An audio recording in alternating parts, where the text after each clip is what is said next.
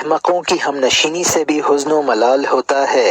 امام احمد رحمۃ اللہ علیہ کہتے ہیں سخت دل اہل بدعت اور احمق ہوتے ہیں جو مشرب میں مختلف ہوں، جن کے تصرفات اچھے نہ ہوں، گویا کہ وہ لکڑی کے کھوکھلے گٹھے ہیں، انہیں کوئی بات سمجھ میں نہیں آتی۔ ایسے لوگوں کے بارے میں امام شافعی رحمۃ اللہ علیہ کہتے ہیں سخت دل آدمی میرے پاس بیٹھتا ہے تو مجھے لگتا ہے کہ زمین اس کی جہت میں ڈانو ڈول ہو رہی ہے۔ عامش رحمۃ اللہ علیہ ایسے کسی آدمی کو دیکھتے تو یہ آیت پڑھتے ربنا اکشف عنا عذاب انا مؤمنون، اے ہمارے رب ہم تو مومن ہیں، ہم سے اس عذاب کو دور فرما دے۔ ایسے لوگوں کے بارے میں ایک شاعر نے کہا ہے کہ ان کی طول قامتی یا پست قامتی کو نہ دیکھو، ان کے جسم خچروں کے اور عقل چڑیوں جتنے ہیں۔ ابن تیمیہ فرماتے ہیں کہ سخت دلوں کی ہم نشینی ایک بخار ہے جسے الربا کہتے ہیں۔ جب آپ ان لوگوں کو دیکھیں جو ہماری آیات میں گھستے ہیں تو ان سے اعراض کر لیں، ان کے ساتھ نہ بیٹھیں۔ برے ہم نشین کی مثال ایسی ہے جیسی بھٹی جھونکنے والا، ایسا شخص جو فضائل سے خالی ہو، جو قدروں کا لحاظ نہ کرتا ہو، جو اپنی شہوتوں اور خواہشات کے پیچھے چلتا ہو، دلوں پر گراں گزرتا ہے، ان کے ساتھ نہ بیٹھو یہاں تک کہ یہ کسی دوسری بات میں نہ لگ جائیں، تب تم انہی کی طرح ہوگے۔ ایسے آدمی سے خطاب کر کے ایک شاعر نے اسے کہا کہ تم دیکھنے میں انسان لگتے ہو لیکن تمہارا شمار ہاتھیوں میں ہوتا ہے۔ ابن قیم رحمۃ اللہ علیہ کہتے ہیں ایسے آدمی سے پالا پڑے تو جسم سے تو وہاں رہو، روح کہیں اور ہو، ذہناً وہاں سے منتقل ہو جاؤ، اس کو دیکھو نہیں، اس کی سنو نہیں، حتیٰ کہ اللہ تمہارے اور اس کے بیچ کوئی راستہ کھول دے۔ جن کے دل غافل ہیں ان کی اطاعت نہ کیجیے، جو اپنی خواہش کے پیچھے چلتا ہے اور جس کا معاملہ افراط و تفریط والا ہے، یہ قرآن کا فرمان ہے۔ مصیبت زدوں سے حدیث قدسی میں وارد ہے دنیا میں جس کے محبوب کو میں نے لے لیا ہو پھر وہ ثواب کی امید میں صبر کرے تو اس کے بدلے میں اسے جنت دوں گا۔ صحیح بخاری۔ شاعر کہتا ہے تمہاری زندگی بھی میرے لیے عبرت و نصیحت تھی لیکن مرنے کے بعد اب تم اور بڑے واعظ ہو گئے ہو۔ ایک صحیح حدیث میں یہ بھی ہے کہ جس کی وہ پیاری چیزیں یعنی آنکھیں میں نے لے لیں ان کے بدلے اسے جنت دوں گا۔ نگاہیں اصل میں اندھی نہیں ہوتیں بلکہ سینوں میں رہنے والے دل اندھے ہو جاتے ہیں۔ ایک اور صحیح حدیث میں ہے کہ اللہ عز و جل جب کسی مومن بندے کے بیٹے کی جان قبض کر لیتا ہے تو ملائکہ سے کہتا ہے تم نے میرے مومن بندے کے بیٹے کی روح قبض کر لی؟ وہ کہتے ہیں جی ہاں۔ فرماتا ہے تم نے اس کے جگر کا ٹکڑا لے لیا؟ کہتے ہیں جی ہاں۔ تو فرماتا ہے میرے بندے نے کیا کہا؟ وہ کہتے ہیں اس نے تیری حمد کی اور انا للہ پڑھا۔ تب اللہ تعالیٰ فرماتا ہے کہ میرے بندے کے لیے جنت میں ایک گھر بنا دو اور اس کا نام بیت الحمد رکھو۔ یہ ترمذی کی حدیث ہے۔ ایک اثر میں یہ بھی آیا ہے کہ مصیبت زدوں کے ثواب اور اچھے انجام کو دیکھ کر قیامت کے دن لوگ یہ تمنا کریں گے کہ انہیں کینچیوں سے کاٹ دیا جاتا۔ صبر کرنے والوں کا اجر بغیر حساب کے پورا دیا جاتا ہے۔ تم نے جو صبر کیا ہے اس پر تمہیں سلام ہو۔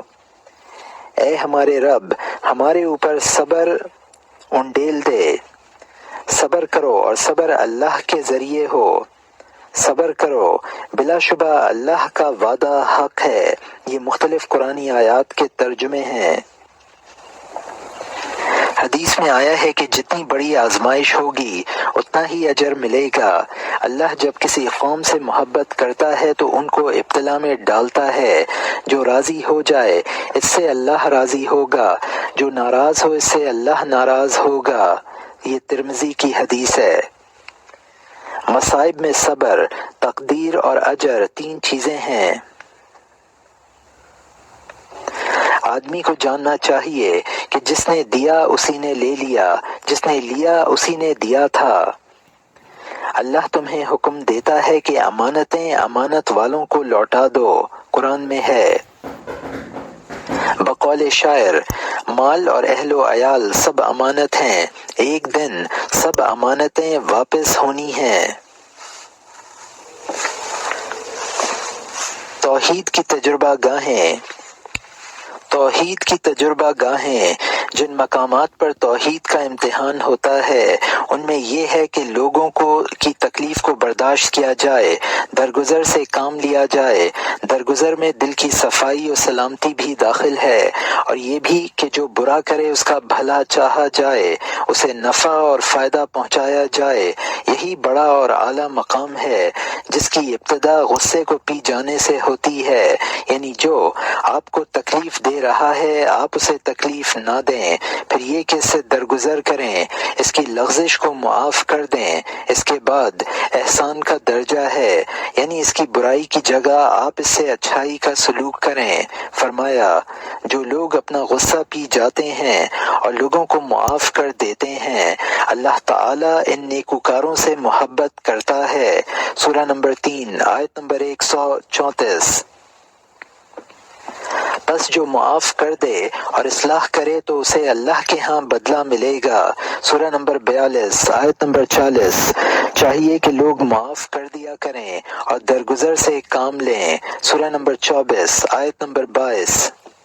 ایک اثر میں آیا ہے، بے شک اللہ نے مجھے حکم دیا ہے کہ جو مجھ سے کٹے میں اس سے جڑوں، جو مجھ پر ظلم کرے اس کو معاف کر دوں، اور جو مجھے محروم رکھے اس کو دوں۔ اس کے بعد تقدیر کا معاملہ ہے، یعنی جو تکلیف آپ کو پہنچی وہ اللہ کی قضاء و قدر سے ہے۔ آدمی تو محض سبب بن جاتا ہے، ورنہ فیصلہ کرنے والا تو تنہا اللہ تعالی ہے، لہٰذا اس کے فیصلے کو مان لیجئے اور اس کے آگے سر جھکا دیجئے۔ پھر یہ مقام ہے کہ پہنچنے والی تکلیف اور اذیت کو آدمی اپنے گناہوں اور خطاؤں کا کفارہ سمجھ لے، اس سے آپ کی بدعمالیاں ختم ہوں گی اور درجات بلند ہوں گے۔ اللہ نے فرمایا، وہ لوگ جنہوں نے ہجرت کی اور انہیں ان کے گھروں سے نکالا گیا، میری راہ میں اذیتیں دی گئیں، انہیں جنگ کرنی پڑی، وہ قتل ہوئے، تو میں یقیناً ان کے گناہوں کا کفارہ کر دوں گا۔ سورہ نمبر 3 آیت نمبر 195۔ بہت سے مومنین کو حاصل ہونے والی نعمت و حکمت میں یہ بھی ہے کہ عداوت کا بیج دل سے نکال دیا جائے۔ اللہ تعالیٰ نے ارشاد فرمایا، برائی کو بہت ہی احسن طریقے سے دفع کرو، کیا ہوگا کہ آپ کے اور دشمن کے بیچ عداوت بالکل ختم ہو کر ولی دوستی ہو جائے گی۔ سورہ نمبر 41 آیت نمبر 34۔ مسلم وہ ہے کہ جس کے ہاتھ اور زبان سے مسلمان محفوظ رہیں، مطلب یہ ہے کہ دشمن سے آپ خندہ پیشانی، خوشی اور نرمی کے ساتھ ملیں تاکہ اس کی دشمنی کی آگ بجھ جائے، عداوت کا آتش داں ٹھنڈا پڑ جائے۔ اور میرے بندوں سے کہہ دیجئے کہ وہ بہت ہی اچھی بات منہ سے نکالا کریں، کیونکہ شیطان آپس میں فساد ڈلواتا ہے۔ سورہ نمبر 17 آیت نمبر 53۔ ایک مقام یہ ہے کہ اپنی غلطی جان لی جائے، یہ سمجھا جائے کہ فلاں جو نقصان پہنچا رہا ہے وہ ہمارے گناہوں کے باعث ہے۔ جب بھی تمہیں کوئی مصیبت لاحق ہوتی ہے اس سے دونی تو پہلے بھی لاحق ہوئی ہے، تو تم پکار اٹھتے ہو یہ کیوں ہے؟ کہہ دو یہ تمہارے اپنے پاس سے ہے۔ سورہ نمبر 3 آیت نمبر 165۔ جو بھی مصیبت تمہیں پہنچتی ہے وہ تمہارے کرتوتوں کا نتیجہ ہوتی ہے۔ سورہ نمبر 42 آیت نمبر 30۔ اس سے بھی بڑی بات یہ ہے کہ اذیت پر اللہ کا شکر ادا کیا جائے کہ اس نے آپ کو مظلوم بنایا، ظالم نہیں۔ سلف میں بعض لوگ یہ دعا کرتے تھے کہ اللہم اجعلنی مظلوما لا ظلم لا ظالم، یہ آدم علیہ السلام کے دونوں بیٹوں کی مثال بھی ہے کہ ان میں جو بہتر تھا اس نے بھائی سے کہا تھا اگر تم مجھے قتل کرنے کے لیے میری طرف اپنا ہاتھ بڑھاؤ گے تو میں تمہیں قتل کرنے کے لیے دست درازی نہیں کر سکتا، بے شک میں اللہ رب العالمین سے خوف رکھتا ہوں۔ اس سے بھی بڑا اور لطیف مقام یہ ہے کہ جو تم پر ظلم کرے اور ایذا پہنچائے اس پر رحم کرو کیونکہ وہ قابل رحم ہی ہے۔ ایک مسلمان کو اذیت دینے، اس پر اصرار کرنے اور دھڑلے سے تکلیف پہنچانے والا قابل رحم ہی ہوتا ہے۔ اس کے لیے نرم گوشہ رکھیے اور اس غلط تصور سے اسے نجات دلائیے۔ حدیث میں آیا ہے اپنے بھائی کی مدد کرو ظالم ہو یا مظلوم۔ روایات کے مطابق مستح سے غلطی ہوئی، حضرت عائشہ رضی اللہ عنہا کے سلسلے میں ان کے رویے سے حضرت ابو بکر رضی اللہ عنہ کو تکلیف پہنچی۔ حضرت ابو بکر رضی اللہ عنہ مستح کے اخراجات اٹھاتے تھے، اب انہوں نے ان پر خرچ نہ کرنے کی قسم کھا لی تو اللہ کا یہ قول نازل ہوا،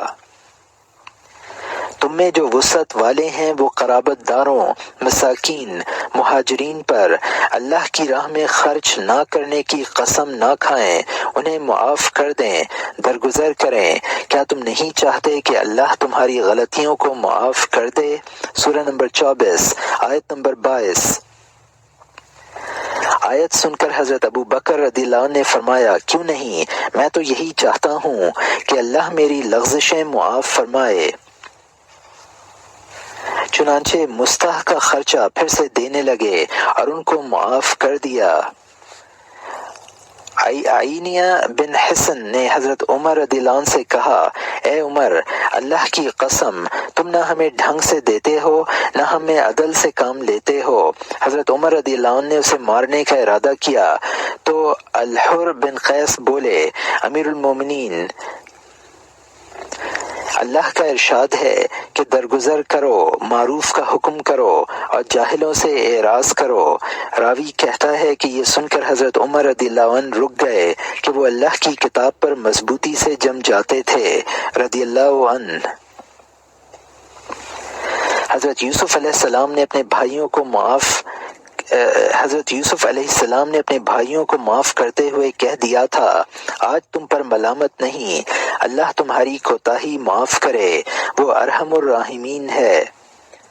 یہی بات نبی کریم صلی اللہ علیہ وسلم نے مجمع عام میں قریش کے اپنے جانی دشمنوں کے لیے کہی جنہوں نے آپ کو اذیتیں دیں، شہر بدر کیا اور لڑائیاں لڑیں۔ فتح مکہ کے دن ان سے آپ نے فرمایا جاؤ تم سب آزاد ہو۔ حدیث میں یہ بھی آیا ہے پہلوان وہ نہیں جو کشتی میں پچھاڑ دے، پہلوان وہ ہے جو غصے کے وقت اپنے اوپر قابو رکھے۔ ابن المبارک کا ایک شعر کا مفہوم ہے جن سے تمہاری دوستی ہو جائے ان کے ساتھ شفقت اور قرابت کا سلوک کرو، ہر آدمی کی لغزش پکڑ کر نہ بیٹھ جاؤ، ایسا کرو گے تو دنیا میں کوئی دوست نہیں ملے گا۔ بعض کہتے ہیں کہ انجیل میں لکھا ہے جو تمہارے ساتھ زیادتی کرے اسے 7 بار معاف کر دو، جو شخص عفو و درگزر اور اصلاح سے کام لے اس کا اجر اللہ پر ہوگا۔ گنہگار کو معاف کر دینے سے تمہارا دین، آبرو، دل سب محفوظ رہیں گے، کیونکہ بدلہ لینے کا خیال تمہارے اعصاب، خون، نیند، راحت اور عزت سب پر اثر ڈالے گا، دوسروں سے پہلے تمہیں نقصان پہنچے گا۔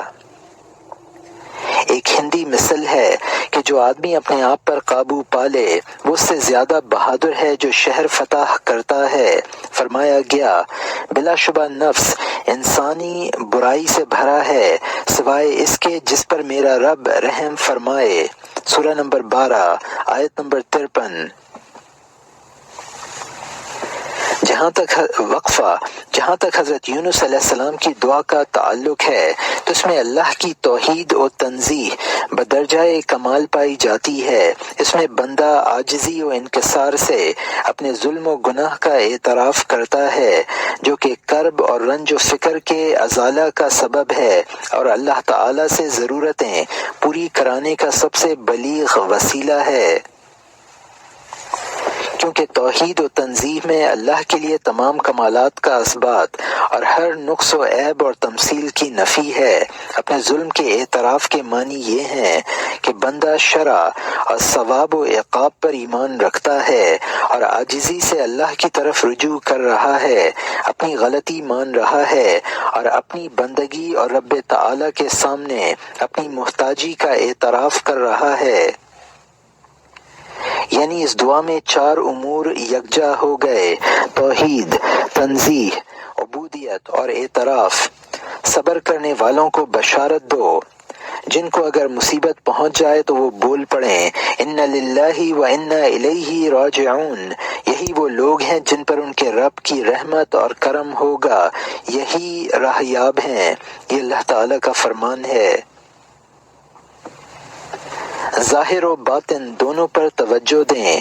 صاف کپڑا صفائے نفس کی علامت ہے۔ یہ ایک لطیف اور باریک بات ہے جسے بعض حکماء تک نے کہا ہے کہ جس کا کپڑا میلا ہوگا اس کا نفس بھی مقدر ہوگا۔ یہ ایک ظاہر بات ہے۔ ایسے بہت سے ہیں جن کی طبیعت اس لیے مقدر ہو جاتی ہے کہ ان کے کپڑے میلے ہیں، ان کی وضع قطع بدل گئی ہے، لائبریری میں ترتیب نہیں، اوراق بکھرے پڑے ہیں، وعدوں کی پابندی نہیں ہوتی اور روزانہ کا پروگرام بھی مرتب نہیں، حالانکہ دنیا نظام پر ہی چل رہی ہے۔ جو دین اسلام کی حقیقت سے واقف ہو جائے اسے پتہ چلے گا کہ یہ دین بندے کی زندگی کی تنظیم کے لیے آیا ہے۔ قلیل ہو یا کثیر، کم ہو یا زیادہ، ہر چیز اس کے نزدیک حساب سے ہے۔ ہم نے اس کتاب میں کچھ نہیں چھوڑا۔ ترمذی کی ایک حدیث ہے، ان اللہ نظیف یحب النظاف۔ اللہ تعالیٰ پاک ہے، پاکیزگی پسند کرتا ہے۔ صحیح مسلم میں اس کے الفاظ یوں ہیں کہ اللہ جمیل ہے، جمال کو پسند کرتا ہے۔ ایک حدیث حسن میں یوں آیا، خوبصورتی اختیار کرو تاکہ لوگوں میں ممتاز نظر آؤ۔ جمال اختیار کرنے کا پہلا مرحلہ ہے غسل کا اہتمام۔ بخاری کی روایت کردہ حدیث ہے، 7 دن میں 1 دن غسل کرنا مومن کے لیے ضروری ہے، جس میں اپنا سر اور جسم دھوئے۔ یہ کم از کم مقدار ہے، ورنہ بعض صالحین روزانہ 1 بار غسل کرتے تھے، جیسے کہ حضرت عثمان بن عفان رضی اللہ عنہ کے بارے میں آتا ہے۔ یہ نہانے کے لیے ٹھنڈا پانی ہے اور پینے کے لیے بھی۔ سورہ نمبر 38 آیت نمبر 42۔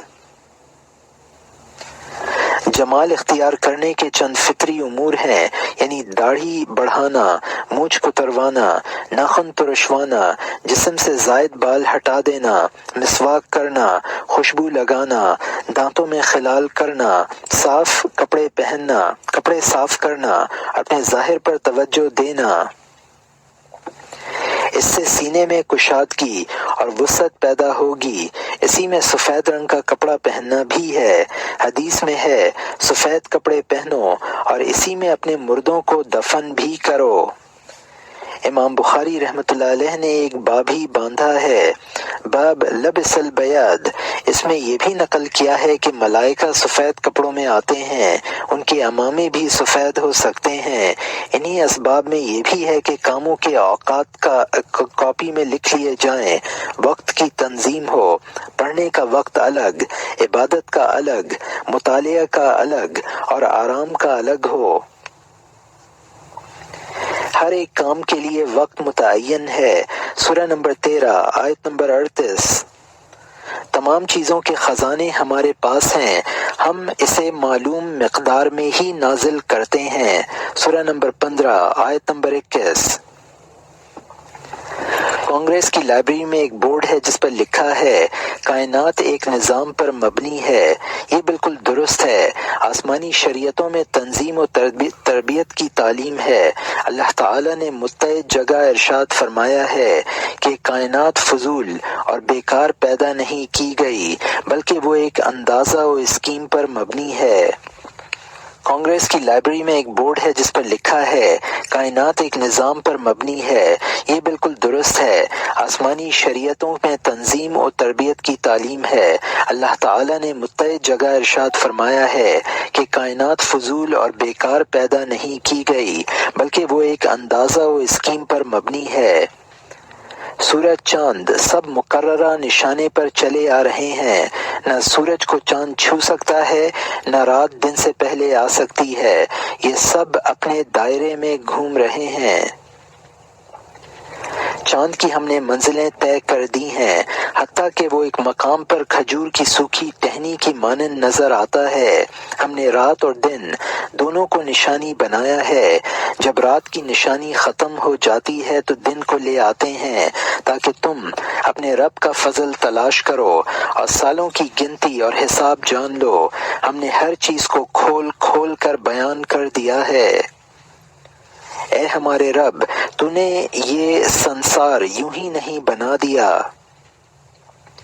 ہم نے آسمان و زمین اور ان کے بیچ کی چیزوں کو کھلواڑ کے لیے نہیں بنایا۔ اگر ہم کھیل ہی چاہتے تو اپنی طرف سے کچھ اور کھیل اختیار کر لیتے۔ مشغولیت بہترین علاج ہے۔ یونانی حکماء اوہام و خرافات اور نفسیاتی بیماریوں کے لیے کام کاج علاج تجویز کرتے تھے۔ ایسے مریضوں کو وہ کھیتی اور باغبانی کے کاموں میں لگا دیتے۔ تھوڑے وقت کے بعد یہ مریض اچھے ہو جاتے۔ زمین کے اوپر چلو پھرو، کہہ دو کہ کام کرو۔ واقعہ یہ ہے کہ دستکار اور محنت کش سب سے زیادہ آرام و راحت سے رہتے ہیں۔ ان سے زیادہ خوش کوئی نہیں ہوتا۔ ان لوگوں کو دیکھیے کہ حرکت و نشاط اور مستقل کام کرنے کے باعث قوی بھی رہتے ہیں اور پرسکون بھی۔ میں تیری پناہ مانگتا ہوں سستی اور عاجزی سے۔ اللہ ہی پناہ گاہ ہے۔ اللہ ایک عظیم و جلیل نام ہے۔ وہ کائنات کی سب سے بڑی حقیقت اور سچائی ہے۔ اس کے معنی بھی بہت لطیف ہیں۔ کہا گیا ہے کہ وہ الہ سے ماخوذ ہے، اس معنی میں کہ دل اس کی طرف کھنچتے ہیں، اس سے محبت کرتے، اس سے راضی رہتے ہیں اور اسی سے سکون پاتے ہیں۔ اس کے بغیر کسی سے لو لگا کر دل کو کبھی امن، چین اور راحت نہیں مل سکتی۔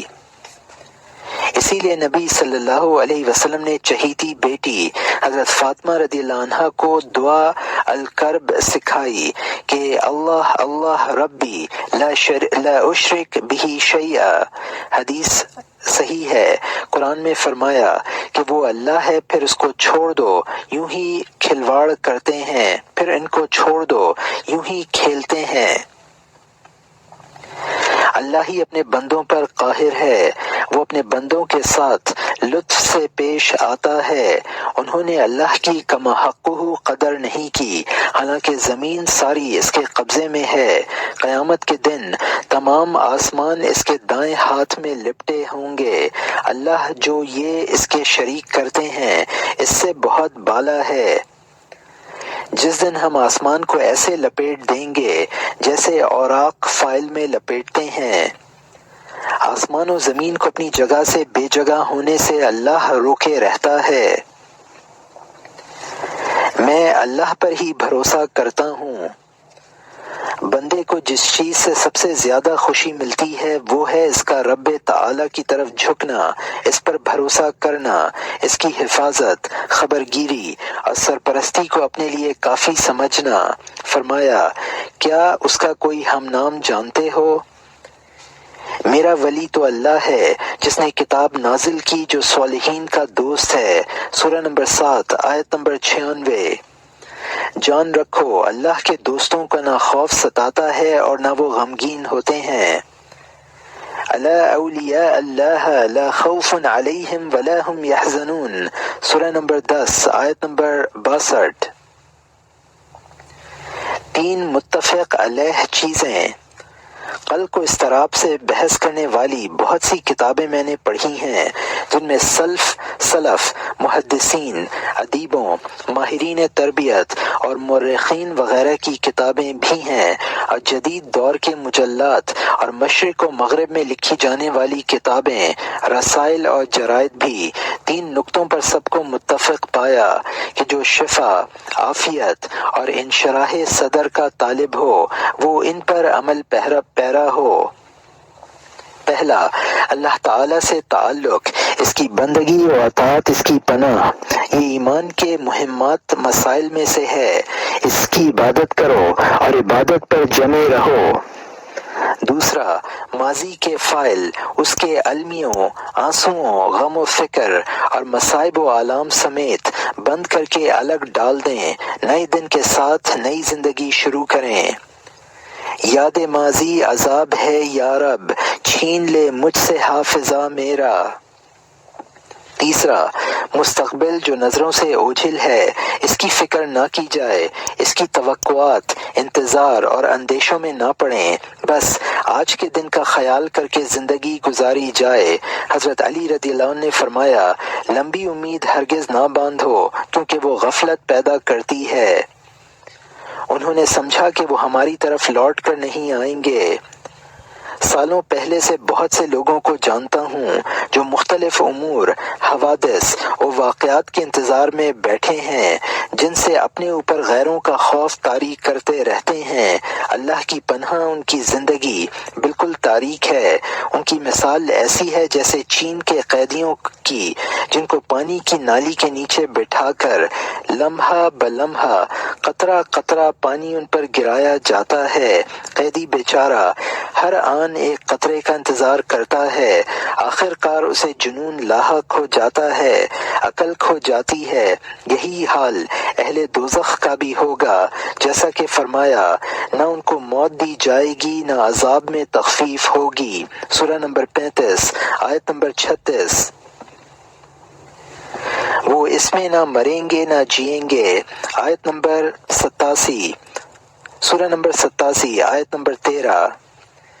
جب بھی ان کی کھالیں آگ سے پک جائیں گی ہم ان کی کھال بدل دیں گے، سورہ نمبر 4 آیت نمبر 56۔ جو آپ پر ظلم کرے اس کا معاملہ اللہ کے حوالے کر دیں۔ حشر کے دن جزا کے مالک کے پاس جانا ہے، اسی کے پاس تمام اختلاف کرنے والوں کی پیشی ہوگی۔ بندے کو عدل و انصاف کے بارے میں یہ کافی ہے کہ وہ ایسے دن کا انتظار کرے جس میں اللہ اولین و آخرین کو جمع کرے گا۔ اس دن کسی پر ظلم نہ ہوگا، فیصلہ کرنے والا تنہا اللہ ہوگا، گواہ فرشتے ہوں گے۔ اللہ نے فرمایا، قیامت کے دن ہم میزان رکھیں گے، کسی نفس پر کچھ بھی ظلم نہ ہوگا، رائی کے دانے کے برابر بھی عمل ہوگا تو ہم اسے لے آئیں گے اور ہم حساب کے لیے کافی ہیں۔ سورہ نمبر 21 آیت نمبر 47۔ کسرا اور ایک بڑھیا، ایرانی حکیم بزرگ چمہر نے ذکر کیا ہے کہ ایک ایرانی بڑھیا کے پاس مرغی تھی، اس کا جھونپڑا کسرا کے محل کے پڑوس میں تھا۔ اس نے دوسری بستی کا سفر کیا اور یہ کہہ گئی، اے رب، مرغی تیرے حوالے کرتی ہوں۔ جب وہ چلی گئی تو کسرا نے اپنے محل میں توسیع کے لیے اس کے جھونپڑے کو توڑ دیا، اس کے فوجیوں نے مرغی کو ذبح کر دیا۔ بڑھیا لوٹی اور آسمان کی طرف منہ کر کے کہنے لگی، میرے رب، میں تو غائب تھی لیکن تو کہاں تھا؟ تو اللہ نے اسے انصاف دلوایا اور اس کا انتقام یوں لیا کہ کسرا کے اپنے بیٹے نے باپ کو سوتے میں چھری سے قتل کر دیا۔ کیا اللہ اپنے بندے کے لیے کافی نہیں ہے؟ یہ آپ کو ان سے ڈراتے ہیں جو اللہ سے بہت کم تر ہیں۔ ہمیں آدم کے 2 بیٹوں میں اچھے والے کا رویہ اختیار کرنا چاہیے جس نے کہہ دیا تھا کہ میں تجھ پر دست درازی نہ کروں گا۔ حدیث میں ہے، اللہ کا مقتول بندہ بن جاؤ، قاتل نہ بنو۔ مسلمان کا مشن اور پیغام انتقام، حسد اور کراہت جیسی چھوٹی چیزوں سے بہت بڑا ہے۔